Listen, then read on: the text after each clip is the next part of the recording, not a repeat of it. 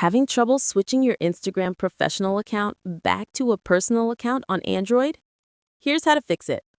First, open the Instagram app and tap your profile picture at the bottom right. Tap the three lines at the top right. Scroll down to Business Tools and Controls and tap Switch Account Type. Select Personal Account and hit Switch. If your dashboard still shows professional features, the issue might be caused by cached data. To fix this on Android, go to Settings, then Apps, find Instagram, and tap Storage and Cache. Then tap Clear Cache and Clear Storage. Reopen Instagram and try switching your account type again.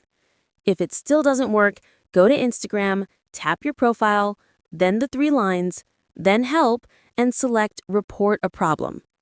Explain that your account won't switch to personal and submit the report. Instagram usually responds within a few business days to help resolve the issue. And that's it.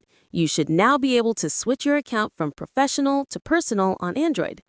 If this helped, tap like, comment if you've had this issue, and subscribe for more Instagram tips.